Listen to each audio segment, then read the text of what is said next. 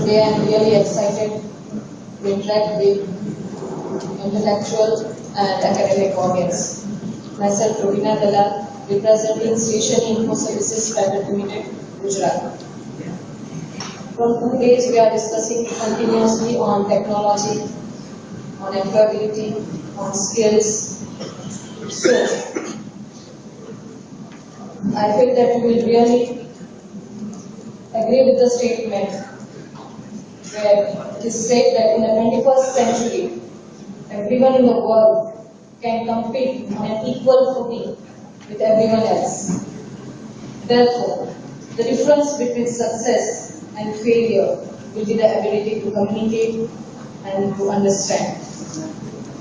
There is a huge difference between the industry's requirement and the youth's education. We are always focusing on higher education, or the students after 10th or 12th or after completing the college, they are realizing that skill is very much important.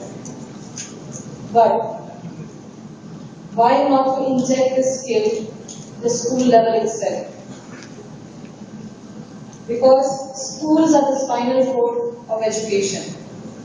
If we want to improve education, we should improve it from the school level itself, because this is where we can reform each and everything. And the language habits of a learner are the best formed at the school level only. We are always focusing in the schools with our curriculums, with our deadlines. We are always with the syllabus completion. But we are not giving chance to the students to speak. We are not giving that freedom, and at the same time, I think that we don't have that much time also. So, it is too late when we realize that the skills are very, very important, and which really they are lacking. It is too late when the students are realizing, it is too late when the teachers are realizing, it is too late when the management is realizing. So, this is today all the teachers, all the managements and the government should take a decision why not to inject these different skills, why not to give more focus on communicating English from the school level itself. I would like to mention that here, that the best education system is of Finland, Singapore and South Korea. There is no doubt in it. Since last 10 years, Finland is into best education. The question was asked to Finland that from last 10 years you are so much ahead, you have put back the US also. So now what next? The question was asked to Finland. The answer was, we are now going to focus on skills, which is very, very necessary. Quality of higher education and skilled workforce that economy requires is determined by the quality of school pass outs entering the higher education. When they are entering the higher education, what is reflected? The school education. If it is injected, the skills are injected from the schools. In higher education, obviously they will be the brighter students. In short, schools are the foundation of our nation's prosperity and development. School education has found it difficult to keep pace with the fast changing world.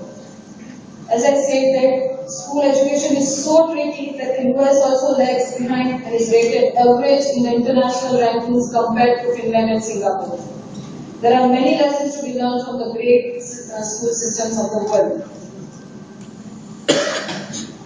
Schools in Finland and Singapore spend half of their energy in teaching right skills and competencies like language skills, which we are not focusing right now. They ensure that each student is equipped with the best of competencies on par with the cream of the student. They ensure the complete customization of education where we are very much afraid of customization. Where in the morning, in the one session, it was said that we are not ready for a change. We are not ready for the customizations. We take too long time for the customization, and the time when we realize for the customization, the next stage has come down. I would like to quote something from NSBC India. I wish that you also visit this site, and it is said by Dilip Chenoy that current studies indicate that net enrollment in vocational courses in India is about 5.5 million per year compared to 90 million in China and 11.3 million in the US. A mere 2% of Indian workers are formally skilled. Significantly, the bulk of the labor force in India, about 93% who work in the unorganized sector, are largely untouched by any kind of formal training. By way of comparison, 96% of the workers in South Korea receive formal skills training. This is 80% in Japan, 75% in Germany, and 68% in the United Kingdom. And we are continuously interacting with Dilip Chenoy, and we are working out on it that how can we inject the skills. NSBC was also set up to enable skills-related training through its private sector partners with the intention of skilling 150 million people by 2022 to contribute to the Prime Minister's vision of skilling 500 million Indians.